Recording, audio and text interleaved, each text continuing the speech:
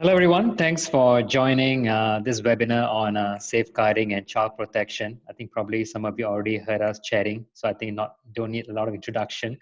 Some house rules.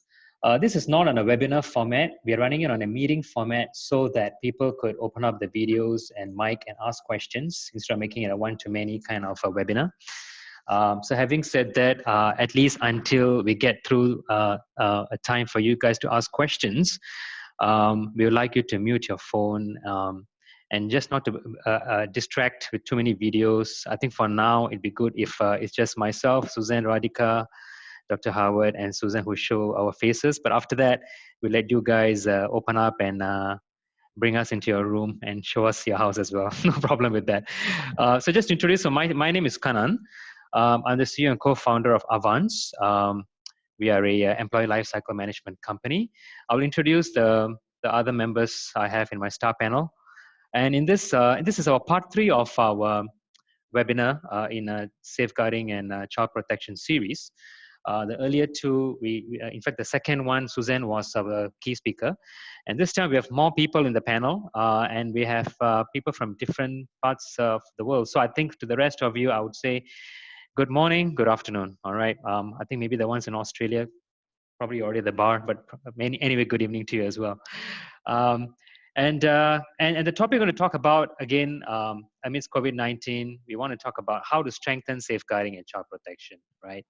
And then the other important thing is also, as a father of 2 children myself, whose education have been disrupted recently, we will talk about how we can try to, as much as possible, offer undisrupted continuous education. So I've got one child studying in Singapore, one child supposed to be in Australia by now, but now she's still stuck in Singapore doing an online program with the ANU in Australia. So it's tough for parents, it's tough for educators. So I thought this would be timely to have an interactive discussion.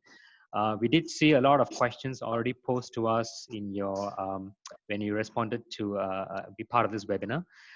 This webinar is recorded, so we will send the recording to you guys in case you want to watch it at your leisurely time. So I'm going to introduce my fellow stars. And before that, a very quick introduction of the company as well. I need to do that at least for hosting the webinar, so you need to bear with me. So we are a Singapore headquartered company, but we've got presence around the globe. We have 3 business pillars: the screening, onboarding, developing. So under screening, we help a lot of international education, international schools. We help a lot of councils, accrediting councils as well, to background screen, as well as using artificial intelligence to vet resumes, and also company due diligence. And now being part of the FinTech Club, we are now doing a lot of KYC, AML as well. And we have a platform called the Screen Global platform, which allows you to order background checks very easily. And this is a tool which one of my part 1 of the webinar series, I spoke about this in detail. You can always go back to my conference page and see it or you can always drop us a note. And then after screening people, you got to onboard people and use a lot of technology. So Avvanz, we've got awards for disrupting the HR and education space, and even the screening space by using a lot of technology. So for me, anything to do with technology turns me on. And that's why we brought that into this whole otherwise very traditionally paper-based business, right? And after that, training and development, I do a lot of international training myself. I have a panel of trainers. Of course, ours is adult education, not child educators like the ones I have in this group. So again, from a perspective of a CEO of a company which screens, onboards, and develops people, and I work with schools to, other than screening, and we also help them leverage technology for undisrupted learning. I have a lot of experiences which I love to share, but I thought to have a very well-balanced view, I've brought in a group of people from various aspects. So we have a safeguarding lead, we have a principal, we have a independent consultant, as well as someone who has dabbled in using technology for her to learn to set up a learning system in the school. So we're going to hear a lot of interesting things from all of them. So I'm going to play a facilitator role here only. Usually I do all the talking, but today I'm going to let the others do the talking, and I'm just going to be a moderator, right? So let me introduce the panel. So that's me. I'm not going to bore you again telling too much about myself, but again, I'm quite easy to find. So if you put my name in Google, you would see me speak a lot about technology, entrepreneurialism, future of work, digital transformation, all that. And of course, with my leadership experiences, I love to talk about people in most of the conferences, whether it's magazines, newspapers, in television media. I speak a lot about it as well. So enough about me. Now let's go on to Suzanne. So Suzanne, very rich experience. I've worked with her for a number of years. She always keeps me on the toes. And pleasure to work with. And you can see from here, she's held various positions. Now she's safeguarding manager for Cognita Asia, who have been helping do background checks, I think for 4 years now, I think, successfully. So she's also going to be independent. She's already working on to be an independent safeguarding consultant. Very nice name. She has set up a company called the Fairchild Safeguarding. And from September 2020, she's going to be operational in that role. Of course, in all the aim of keeping the children safe. And that's what we're all here for, right? Keeping children safe. Moving on to Radhika. So she's got an interesting profile as well, as you can see, as a principal, as a teacher, as a curriculum designer. I think what I thought it was interesting also to run a rural school in northeast of India, at least by what I see in Bollywood movies. I think it's not easy running any school in any rural village. So she's got a lot of success in that. And she's going to talk about the pain she's gone through to successfully set up a continuous learning, embracing digital learning format for her schools. So she's going to share quite a bit of that. So I'm going to tap her brain in the second part of the discussion. We have Dr. Howard.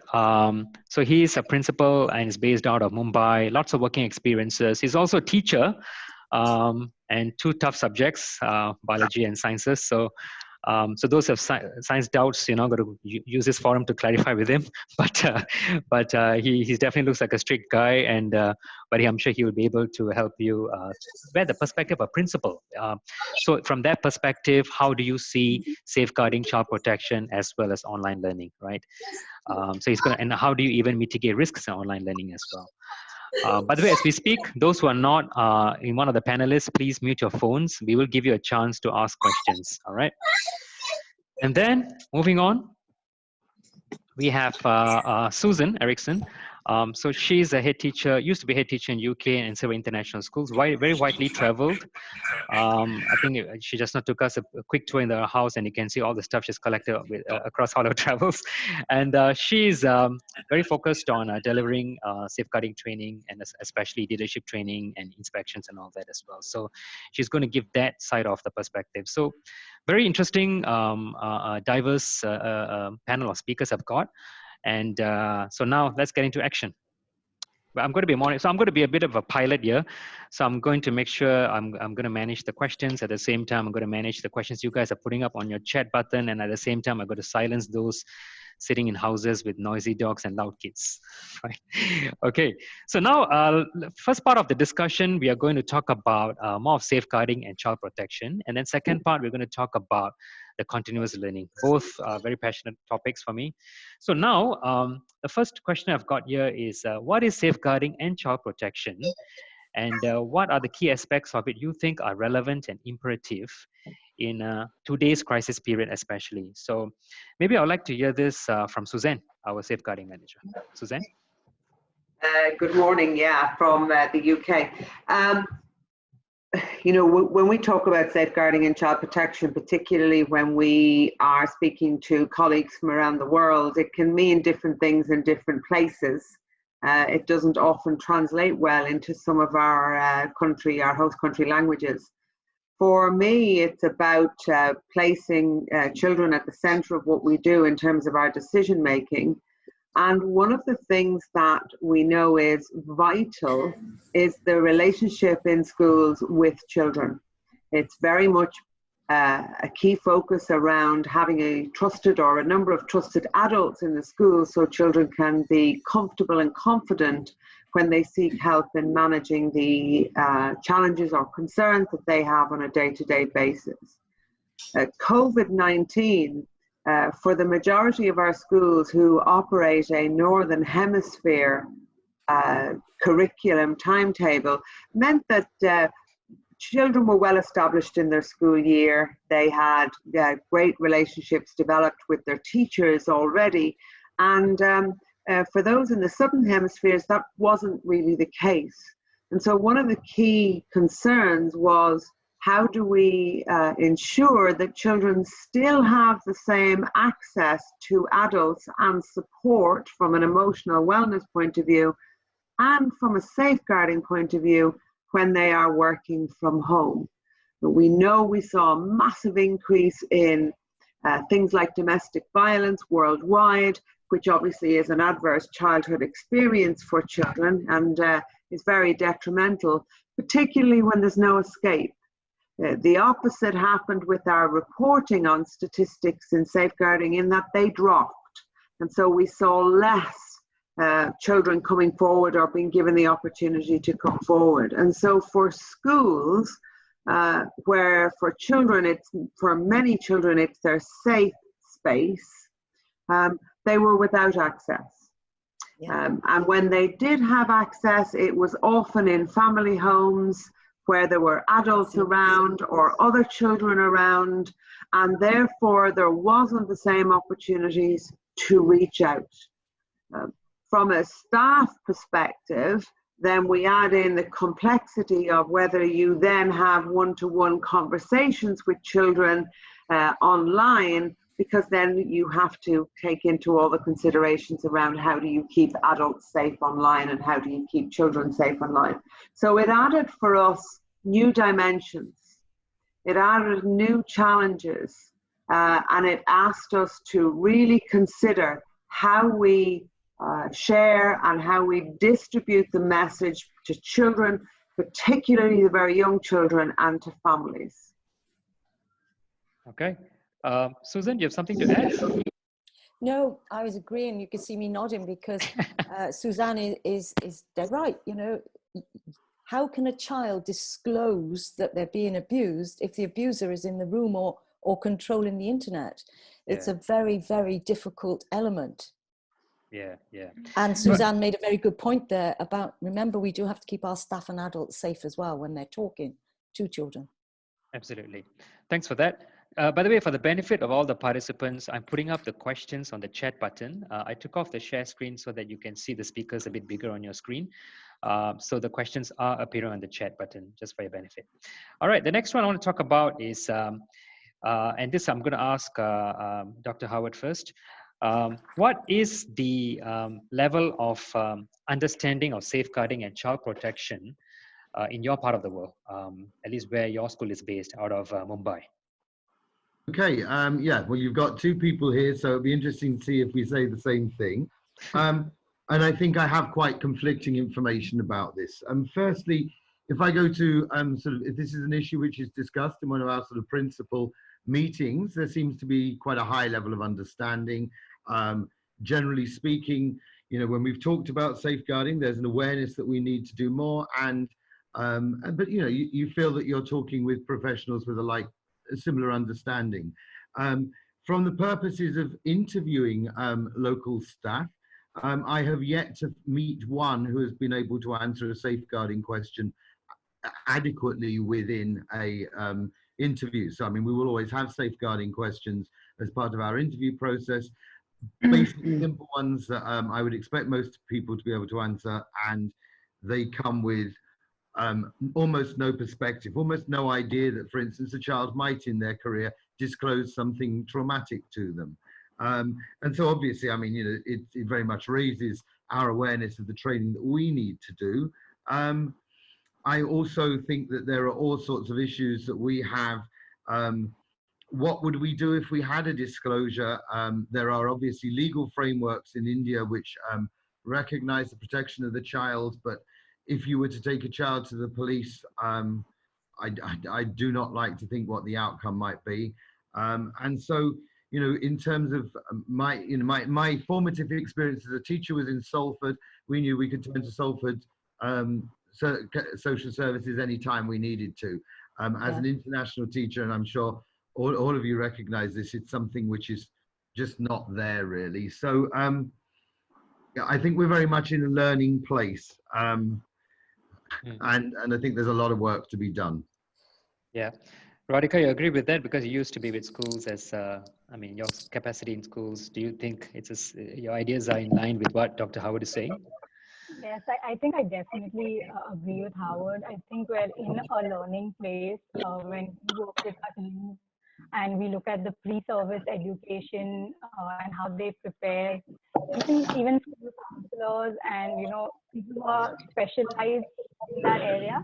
We find that there is a big gap, and we often find ourselves turning to literature and research from the West, from Europe and from America. And then when we do that, we go to Howard's second point, where we realize our system doesn't have the same social services and laws in place. And so it gets a bit complicated. So I would agree we're definitely in a learning space here in Mumbai, at least.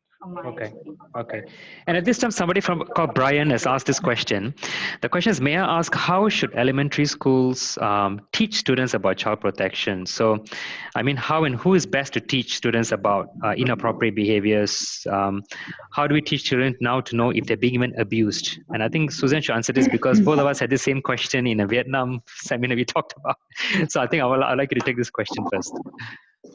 Yeah, one of my career-changing moments was when a young girl had come and spoken to me about being abused, but actually her level of understanding around inappropriate touch was so small that she really couldn't confirm one way or the other, and that became very pivotal in my desire to educate children around inappropriate touch. When do you start teaching them? Well, we operate an early years provision in Singapore where we start at 2. So we start with our babies at 2 years of age, raising awareness around their body and body parts. We use strategies around circles of trust. We talk about safe touch at appropriate places. And so I think it's absolutely essential that children know that there are areas which are private. There are people who they can trust, but even in those people they can trust, if they're not comfortable, then that they have a voice. And it's much more now about giving children a voice. Interesting this morning that trending on one of the social media platforms is a discussion around tickling and the tickling of children by adults. And again, it's the same thing. It's about really teaching the children they can say no, they can say that makes me uncomfortable, and they don't have to have adult language around that. And so I would say the person who is best placed to teach it, particularly in early years, is often the early years teacher who has good, strong relationships with the child, but supported by specialists, maybe people who are either specialists in this area or clinical or health center staff who can come in and add some support to that staff member. And you can't ask staff to do this sort of training without having this sort of education program without having really good training in place for them. And so knowing what they can and can't do, them being trained in appropriate touch and intimate care themselves, all raises their confidence level when they're managing a curriculum piece such as this. Yeah, okay. Can I just add there as well that the school needs to make sure that they have all the policies in place so that if you do have children who need intimate care, and let's be honest, children up until the age of 7 or 8 can still have accidents in school, you need to have an appropriate intimate care policy in place and appropriate places where intimate care can take place.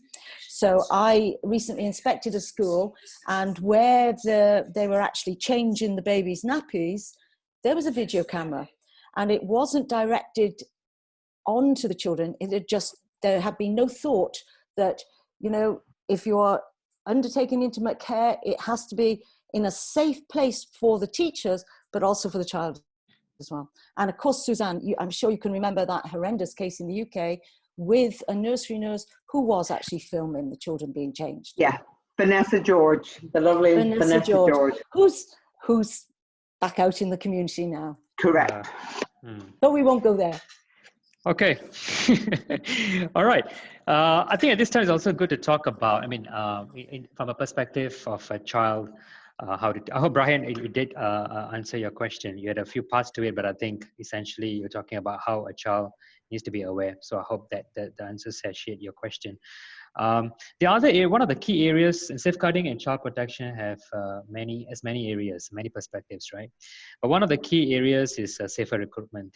So why do you think this is critical? And what measures do you think we can take to strengthen safer recruitment? So maybe I want to hear from Dr. Howard first, from a head of a school. I know you recently started working with us to look at safer recruitment, but I think safer recruitment is beyond background checks anyway.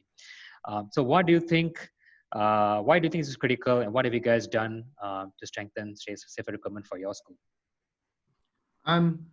Well, I think because we have a lot of UK-based teachers, and you know, most of our teachers most of our former principals have come out of the UK or similar countries. They brought with them practice which is fairly robust, and we've also used international recruiters to support us. But certainly challenges that I find recruiting from within India is, you know, I will phone up principals and say, can you give me a safeguarding reference? And they don't know what I'm asking for. You know, they, you know, I have to spell it out to them. You know, is this child safe to work with? Is this teacher safe to work with children? I know for a fact that a lot of this doesn't happen. And one of the problems is we have a culture where many people, very understandably, will ask us not to take up their references until basically we've guaranteed them a job. Worldwide. And I know that that is not just a case in India. I know that that happens in international schools as well. And, you know, I wouldn't get candidates if I was not prepared to accept that. So, I mean, obviously, if somebody then told me afterwards, then I can always break the contract. But nevertheless, it becomes very problematic. And, you know for a fact that if you phone up a principal and ask for a reference, be it professional or safeguarding, and you then choose not to give that person the job, you may well have significantly prejudiced their future in the school in which they're working. So there's a lot I think needs to be done around the culture of referencing, of getting, you know, working with other colleagues. I'm pleased to say this is something we do discuss sort of in our principals meetings. And I also think that there are a lot of organizations that can drive this, people like the IB, people like Cambridge, who are strong influencers, people like CIS and of course Search Associates and other organizations that are trying to place candidates. I think they should be sort of raising the profile of the importance of safe recruiting training for people like myself, and then safeguarding generally for all teachers. Okay. Anyone else have anything to add on this? I'm sure Susan and Suzanne. Yeah, I'm sure. Howard's right. It's not just something that's confined to India. It's worldwide. A lot of schools don't understand the importance of taking up references, but also about the importance that a probation period plays. You know, during the 3 to 6 months probation period, you're observing that teacher. You should make sure that you have risk assessments in place for them. And that, you know, if something happens, you make robust use of the probation period. I know it can be very difficult because you might find yourself without a physics teacher 3 months into the term, but much better to be without a physics teacher than to have a child injured or worse still, sexually abused. So one of the things that's becoming more obvious to me as we develop this area is that all of the areas that are spoken about are very, very important, but really for me, it's a layered approach to keeping children safe. No one thing, including background checks, is going to do that. We have massive challenge getting background checks in different countries, in different areas, and we're all aware of that. But for me, the whole safer recruitment piece is supported by areas such as, you know, social media and the views that we take on that. We get more information from social media checks than we do from any criminal checks that we do, because that gives us an eye on people's attitudes and values, where they are aligned in terms of child safety. Something that's becoming increasingly a concern for me is the need to align safer recruitment policy with employment law in countries. Because we can have very robust codes of conduct, we can have very robust safeguarding policies in our schools, but if we aren't aligned with the employment practices and the legalities around country law, you can find that actually they supersede your policy, and your policies can become quite meaningless. What then happens is you then enter the world of negotiation. You're negotiating somebody out because you want them to leave, you don't want them to work in your school, but you can't legally terminate. That then adds the complexities of what do you say on a reference if it's a negotiated leave. And so all of these things are huge in terms of the factoring in. And so awareness about that bigger picture is essential. I'm just going to go back to Howard's comment and add around the add to the complexities, particularly in relation to local hire. Yeah, many international schools have very good systems and processes in place for their teaching staff, for their academic piece. When you go operationally and you start to look at some of these things, you're absolutely right. You cannot ask somebody to get a reference prior to them starting. But what you can do is that using your induction period and using a probation is you can train them.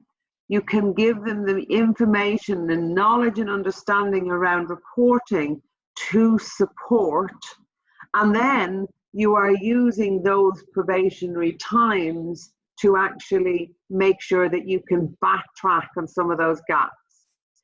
Finally, I would say that it's very useful to have consistency around data collection. If you know that you can actually only get a certain amount of data, then make sure you get that certain amount of data from everybody. So that at least you have that consistency of practice in place. Yeah, I'm happy to say there's some questions coming in which are around social media, but I'll wait for you to pick up on those, Cameron. Sure. Yeah, and I think since you mentioned social media in Avvanz, I think now that we're working with a lot of schools globally, and what you rightly said, right? Among the criminal, civil, global watch list sanctioned like Interpol checks, AML checks, sex offenders registry, I think social media checks gives a lot of data points in respect to not just any child sex related material they could be posting, sharing, liking, and we have seen the worst. I think we have gone through some of them.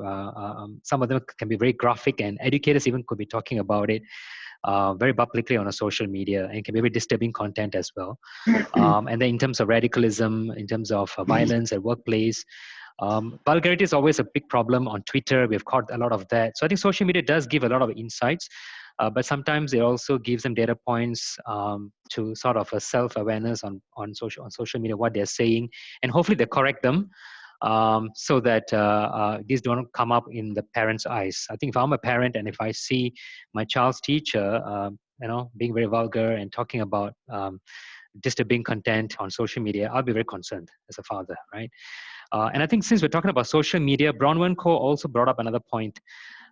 Is there, GDPR law, for example, right? I mean, in terms of data privacy, at least as far as I know, you guys sitting in UK, you can tell more, GDPR or FCRA or even the Asia Data Privacy Acts, you do need consent before you put up anything, right? But in this case, we are seeing schools, I think Bronwyn's asking, we do need permission to put up photographs of children for you to advertise. And does this permission need to be written by parents and children? If you ask me, I would say anything which goes on a public media, whether it's social media or whether it's a website, you definitely need a consent before you put up a photograph, and whether it's for advertising or brochures or whatever it is, right? And then there's also a thing about posting a teacher posting a photograph of a child's birthday party, an organization sharing a partner school's Instagram post. I mean, from my perspective, I think all these need consent, documented, signed consent. But I don't know. I would like the others to add. What do you guys think? Yeah, can I just say that there are a lot of countries where you don't need consent, and so we do have, again, we have a disparity between law. Find out your law in your country. Be clear about what you want. We talk about the chalk line round our school, because you can say to parents of a school community, regardless of what the law is in a country, as a member of our community, these are our standards and our expectations.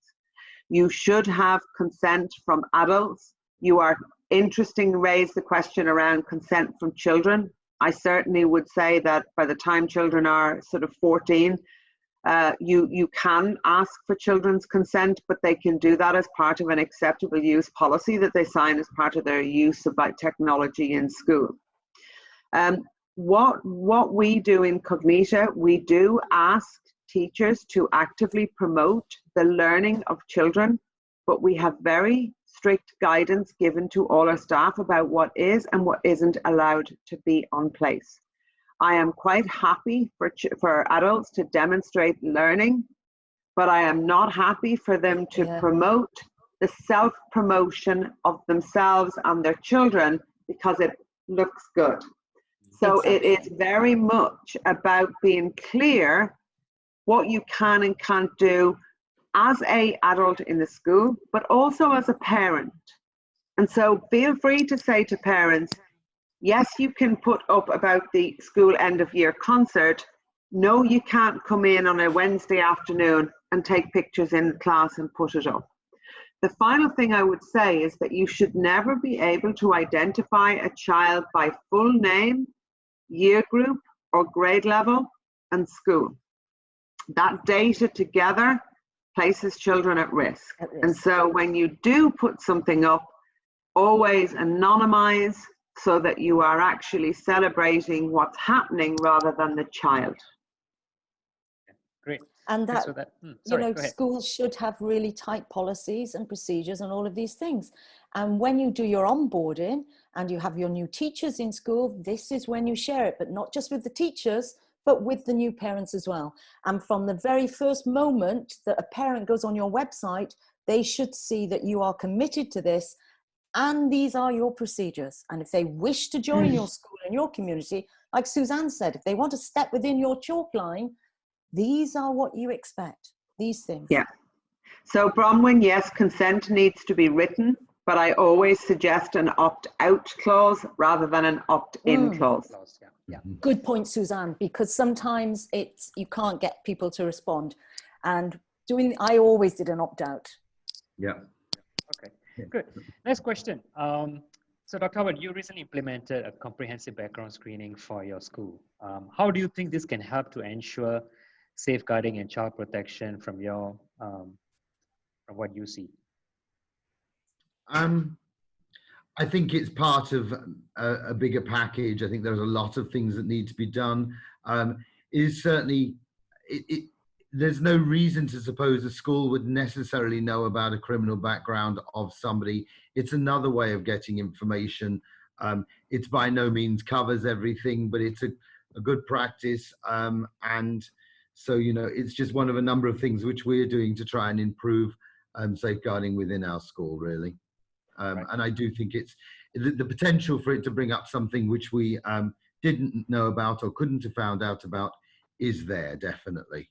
Yeah, and I think at least in recent years, the awareness of background checks as part of safer recruitment has definitely gone up. I mean, I've been in background screening industry, I think, for 8 years now, and I think in the last 3 years at least, a lot of take-up across many schools. Of course, there's still a lot of sort of lack of knowledge about how to go about doing it. What are the compliance obligations you have to abide by? What are the processes? What kind of checks I need to do and all that, right? So, but I think with a lot more knowledge, it becomes a very critical a very imperative activity, I think, to make sure that you really know who you hire, right? The other thing is, so now I'd that also just like to say it's actually a benefit to my colleagues because they're all getting a free background check that they'd have otherwise had to struggle to pay for. So, you know, like having done my own sort of earlier on when I was looking for jobs, it cost me a reasonable amount of money. Well, that's all my colleagues are getting for free. So I think they're quite pleased about it. Yeah, actually, I've noted in the last 1 year, at least, a lot of educators have come on our Screen Global platform and been self-screening themselves. So I think they do that. They take the report, and then they go to the school, and then the school calls us and checks, is this report an authentic one, right? So it's like, I think it's becoming maybe a better, a faster way to get faster employment, maybe. And it's not just in the education sector. We're seeing this in other sectors as well. Yeah. Yeah. So I know that at one stage, the Council of International Schools were looking at pushing background check responsibility to candidates rather than schools. You're right. Then you enter the word of validity. And so we as a company at Cognita are committed to background screening check everybody who works for us. And we do not only our employees, but we do all non-employees too. Well, we did a straw poll, and we had over the group in Asia over 3,500 non-employees contributing to the education of our young people, just as many as our employees. So we do it for all. And yes, we have had resistance. And yes, it's been like pushing water uphill occasionally, but that doesn't mean that we are not committed to it. But I'm going to link back to Susan, who spoke about websites, because one of the big purposes of background screening checks is that if you have a strong safeguarding message on your website, which states clearly that you do background screening check, that is the very first piece of deterrent for somebody who has a desire to hurt or harm children. It then should weave its way through everything else that they do, so that at the point at which you are undertaking a background check, a sensible person will have cleaned up their social media, been aware, gone to great lengths to ensure that the employer can be confident that they have a profile that would be fair and would be desired from the school that they're going to work in. So for those who aren't, they are going to go to the school who don't have these things in place. They are going to go somewhere else. The caveat though is, be careful about your non-employees, please. Non-employees, we know that the stronger the drive for safer recruitment by international or even local schools. Vietnam are about to address this from their local community. As soon as you actually do this, you push the adults who have this desire to other areas. And we find your swim coaches, outdoor activities, your extracurricular pieces, your bus drivers, they will go where they need to go to get access to children. And therefore it's essential that the processes are as strong and as consistent, regardless of whether you are academic or operational employee or not. Yeah. And just linking there as well, going back to the first stage of defense on your website, don't accept CVs from people, because somebody can send out 100 CVs at the click of a button, but it takes a long time to fill out a dedicated application form. And somebody who is just trying to see how strong your processes are or to get access to children may be deterred by having to fill out an application form that takes an hour and a half. Yeah, and I think there was Brian asked about who the non-employees be, which Suzanne mentioned, and I'll respond to that. So non-employees would be your external contractors coming in. Like for example, in Cognita, they do background check the bus drivers, security guards, people coming in to conduct soccer camps, enrichment classes, piano. So all these are non-employees, but these are external vendors and contractors. In fact, one of the schools we're working with are even looking at background checking the parent volunteers even. I think the one in Eastern Europe, I think. Yeah, so it's these are the non-employees, Brian. All right, now I want to move a little bit on to what a lot of us are very concerned about, right? And I think a lot of us, including myself, when our kids all are learning from home now. But before we talk about the risks with online learning, I want to talk about how do we ensure the learning experience is equitable, right?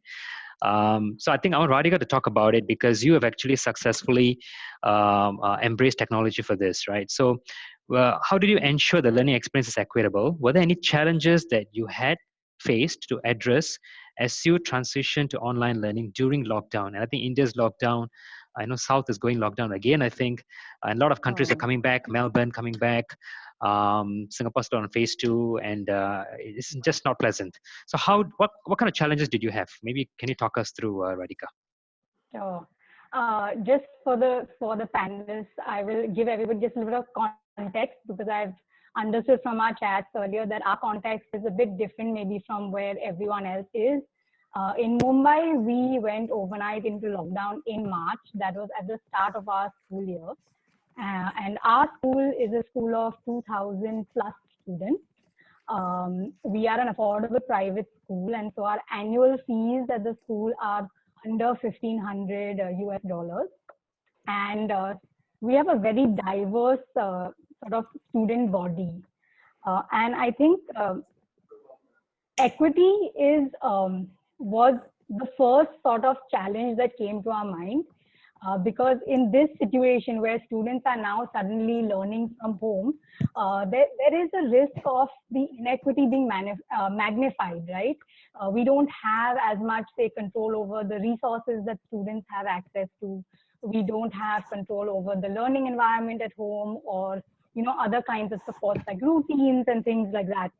And so I think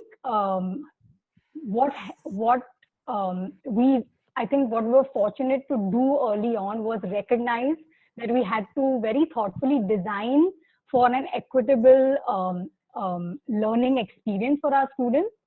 And the thing that really, I think, gave us a lot of insight was seeking feedback from our students and parent body very early on in the process. So the first thing we did is reached out to them. Like I said, we have a massive student body. So we sent out a lot of surveys, did a few focus groups. Howard was mentioning earlier, he's thinking of doing similar things and taking parent interviews. So if you can do that, that's even better. And what we found out some really interesting things that impacted our program design. When we surveyed parents, we realized that about over 70% of our primary and secondary school students were sharing devices with other family members. We found out a large percentage of parents had 2 parents working from home, around 40%. There were about 10 to 15% who were leaving the house. This was during the full-fledged lockdown. And all of these things, I think just getting this data really early on helped us design a program or sort of at the outset. So for example, we realized we can't have a fully synchronous program. We would have to have a synchronous and an asynchronous component because I can't say come online at 10 a.m. if 70% of our kids are sharing a device and their parent might need it for work, right? So I think for schools, my learning was for other schools to consider is if you do want to provide an equitable design, then thinking about equity right from the outset is important. And seeking a lot of feedback from students, parents, trying to get into their sort of experience, understand the experience is really important right from the outset. Okay. Yeah. And I think I can add to that, talking about sharing devices, right? I think that's not a bad thing because in my case, so sitting in Singapore, we have very good internet, but even then, at one point in time, I found my bandwidth dropping. So I thought my son who's studying in his home-based learning, when I went over to his room quietly and I saw him gaming online, I think that's what sucked up my bandwidth. So sharing devices, at least don't have that problem, right? Okay. And what do you think, and anybody can take this question, now that children are online, learning online, what are the additional safeguarding considerations and measures you think we should take? Because recently we saw an incident whereby children were getting groomed online as well by by educators as well. So what are the additional safeguarding considerations you think we should have to make sure the children are safely learning online? Anyone? I'll wait for one of the experts to jump in, and then I'll add my perspective on top. Please, Susan, I'd like to hear your perspective. You're doing it every day. Yeah, so tell us, Radhika, maybe you should tell us. Yeah. So again, just to give context, I think this COVID situation transformed us from a fairly low-tech school, where we had a smart board in the classroom, but no one was really, using full-fledged digital learning. It catapulted us in 3 months into a full-fledged school using technology with a learning management system. Everybody, teachers, parents, and our students, digital literacy just skyrocketed. But with that, I think one of the things we are cautious about is now the dangers that come along with it. Many of the points we've already discussed, right? There's a lack of awareness. What can I share? How do I share things safely? So that's definitely a challenge that we are facing. And some of the things we're doing right now is trying to put in a strong digital literacy program within the curriculum for our students, and supporting parents with workshops like, we're hosting one next week on digital guardianship. What are the risks? That's a nice and, idea. How to this, and because it's new for our community as well, we're getting experts in to support us with that as well. But yeah, so that's our current situation. Amazing inputs. Thanks for that. Dr. Howard, what in your case, not sure how much have you embraced online learning? But again, for us, in the last few months, I think our Learn Global, which is a 5-in-1 LMS platform, we had a lot of calls from schools trying to jump into a learning platform very quickly so that parents don't make noise, right? So we've seen that part of the business go up actually. But for you as a school, what was the biggest learning for you in these 3 months during the COVID period or the last 4 months? Any learnings to share? Yeah. I was amazed how quickly the youngest children became very successful at working online. I've just noticed our grade 1 teacher is actually in this meeting at the moment. Well, his kids were all completely self-managing within a fairly short period of time. As a secondary school, we very much make full use of technology. So it was always going to be a fairly easy transition for our secondary teachers and our secondary students. But I was, to be quite honest, astonished at the success at which even our foundation stage teachers were running lessons online. And certainly when you're talking about grade 1 children upwards, really taking complete control and self-managing. And apart from 1 or 2 naughty parents who gave their children answers in lessons, I mean, it's an incredibly smooth process. And, teachers who, particularly our primary teachers who've never really needed to use technology very much, very quickly came up to speed and did amazing things. And what I've noticed is week on week, things have got better. Clearly, a lot of us, and particularly with the very extreme lockdown here in India, well-being was always a huge issue for us. Most people in our community, despite being advantaged, would not even have a garden to go into. Many people literally. Yeah. Oops, Dr. Howard is frozen for a while. I think let's Can I come in there? Yes, I'm gonna. Sorry, Dr. Howard, are you back? Yes. Yeah. Finish your comment, please. We went to the gardens for a while. Yes. So okay, right, fine. So yeah, I mean, it really for us, well-being was very important, and I think we found teachers doing more and more varied things. Oops. Again. Okay. Internet challenges in Mumbai. So okay, internet challenges. I'm going to pick up on what he was saying around what Dr. Howard was saying around space. I have written an article recently which Canon has shared, and I'm sure we could put out again in relation to the move back into face-to-face education from online learning. Part of that is really giving time to acknowledge the complexities of our children's experiences, knowing and understanding from a perspective that the children will have a huge range of experiences along positive to negative whilst they have been at home. They will have lots of emotional wellness issues. And so using really thoughtful strategies to engage young children in conversations, whether that's online or not, using tools like the 3 houses, which is a credible tool where children can begin to explore what their hopes and fears and dreams are for moving forward from this, will allow children opportunities to speak out about their experiences online. But the second point was to talk about the importance again of the policies that you have in place for your staff to know how to keep children safe online, and also the children knowing what are the standards expectations of the staff member too. So we have a very, very robust system of self-reporting, of low-level concern raising, and also a vehicle for children to raise concerns when they are not comfortable.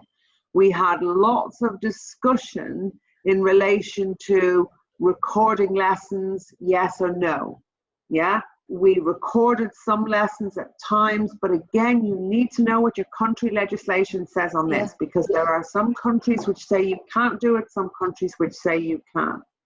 We made a decision which was actually different in Europe, in Asia, from Asia. We made a decision that when adults were working one-to-one, so for instance, our counselors who work one-to-one in schools, we allowed our counselors to continue one-to-one working, because we had to acknowledge that as a professional, that one-to-one relationship is essential if children are going to speak out about the things that are happening to them at home.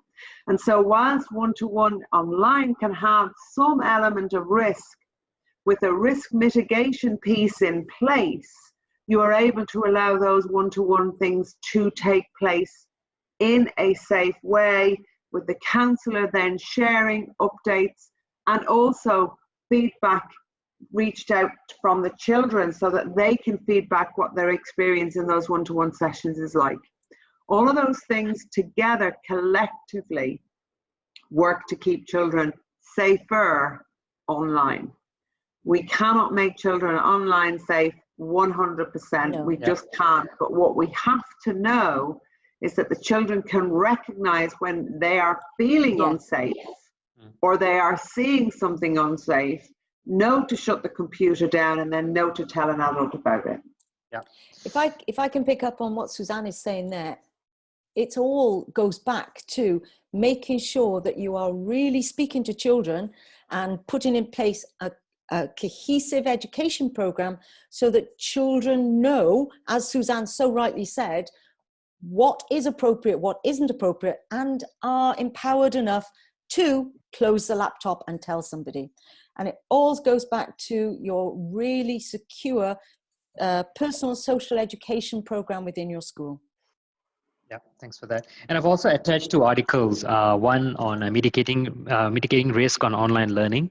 Another one is also best practice in safer recruitment for schools. So you guys can see that on the chat. I know there's a lot of questions on the other. Okay, I think we can't do all, but I think I do want to let Hussam Khattab to ask his question. Hussam, you do have a question in regards to NGO and safeguarding. So do you want to ask us the question? Hussam, are you there?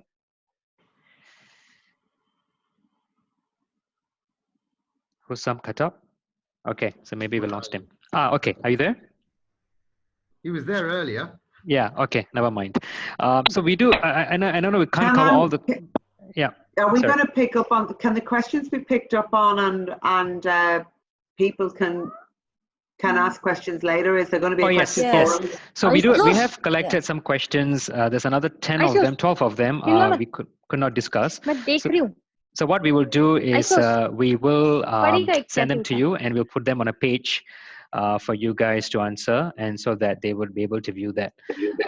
So no worries if all your questions didn't get answered this time, because some of you are still seem to be coming in. I'm not sure why towards the end of the webinar. Maybe the time zone confusions were there. So before we close to the last 5 minutes, any closing remarks? Maybe let's start with Radhika first. Quick 1 minute that you can talk about for our audience here. I'm just going to share some of the big takeaways I got from all the wonderful speakers on this panel. I think for me, the importance of safeguarding children really stood out. I've made lots of notes about the different strategies that all of you have shared. And especially for us in this digital format, I think that's a big one I'm going to take away. We are trying to systematically do a social-emotional program, but at the same time also put in all of the other opportunities for kids to speak up and to empower them. I think that's definitely going to be a big takeaway that for me now. Yeah. And we also learned a lot from you because you've successfully done this. And I think we should collect some of your learning points into a block for us. All right, and she's Dr. Howard? successfully done it so Yeah, she's quickly. successfully done it. Yeah. So I think you have a lot to share with us. We learned a lot from you. Dr. Howard? Yeah, I mean, I think these are exciting times in many respects. We're being challenged. One of the things that really matters to us is to make sure that everything we do online really reflects our school's values and our central focus on students. And we are very lucky and very privileged in many ways. We've been able to move a lot faster on this than many teachers around the world. And as we come back in August, we're trying to create a more community-based platform for the school, so that we will have spaces for students to mix and socialize privately. There'll be opportunities to drop in and out. So we're trying to look at, as best we can, recreating an online environment that hopefully will help students to feel comfortable and safe, to enjoy their days, and possibly to provide a greater chance for them to reach out and speak to someone, because I think we're all very clear that many of those important communications that happen day on day, which can potentially provide that chance for a child to speak out, have been taken from us. Thanks for that. And thank you very much to Susan and Suzanne. I really feel privileged to have been on a panel with such leading experts in the area. And, you know, I like such a sweet talker. Yeah, you outsweeted me. Oh, he's a very sweet talker, isn't he? I wanted to just pick up on something Howard said. Howard said about values. And really, everything goes back to those values and the ethos of our school. And I've always said, when I'm working with schools that are recruiting, it's a lot easier to educate somebody and develop their skills than change their values. So make sure when you are recruiting that you ask lots of values-based questions, because people's values are very hard to change. People's skills can be developed. Yeah. So thanks for that, Susan. A final comment from myself.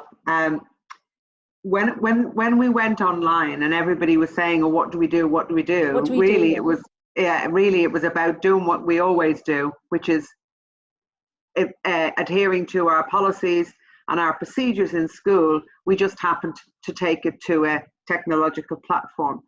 What I would say, however, is to have some sort of a school playbook where you capture the advice that you are giving to your staff and students, so that it's at least consistency. There is consistency across your school and across your school community. But I want to end on a very important point, and it's a very important point that sometimes gets missed. We tend to talk about safer recruitment. We obviously are very keen to ensure that the adults who are working with our children in school are appropriate to do so. But our parent community needs to be educated. We see more abuse and more abusive behaviours from our parent community than we do from others. And therefore, you know, adopt your chalk line, set your standards, and from admissions to classroom, really ensure that your parents understand the journey that you take with safeguarding in your schools. When I introduced relationship and sex education into an Islamic school, 98% Muslim parents who were very concerned about trying to address sex and relationships in schools, once we opened up our curriculum and shared it with parents prior to the delivery of the curriculum, we were able to alleviate the majority of those fears before the children went home with their education to the home environment. You have got to get parents to buy in and to understand that the experience in school that they had is not the experience of school that their children are having. That the focus on safeguarding of emotional wellness and on well-being is so fundamentally different than my Catholic Irish non-led education, right? That they can only respond from their experience. And so you've got to build their experience in the school, including sharing with them what you do on your recruitment of adults, on your recruitment for extracurricular providers, etc., so that parents buy in. And then you narrow the gap. It's like naughty children. When I dealt with behavior-based work and I used to deal with the naughty children, you actually move the majority to a point of understanding, which allows you the freedom of time to work with the minority. Good point, Suzanne. Thank you. Thanks for that. Time has run. It's already 1 hour. And I really thank Radhika, Dr. Howard, Suzanne, and Susan for your very, very valuable insights. I know we have not answered all the questions, so you guys can send in your questions to kanan@avvanz.com. You'll also get recordings because some of you, I think, joined a bit late. So you will get recordings. Just drop us a note if we didn't get it, and we will make sure we send this to you. And part 4 of this Safeguarding Child Protection will come in before middle August. So we're going to have another panel as well, because I think this 1 hour doesn't do justice for the number of questions and topics we need to discuss. So I would like to thank my amazing panel. I know for some of you it's late, for some of you it's very early. For me, it's almost evening. So thank you guys, and I wish you all of the best, and speak to all of you next time. Have a nice, safe weekend. Thank you. Cheers. Thank you. Bye. Thank you, Sam. Bye. Thank you, everybody. Thank you very much. Bye. Thank you. Bye.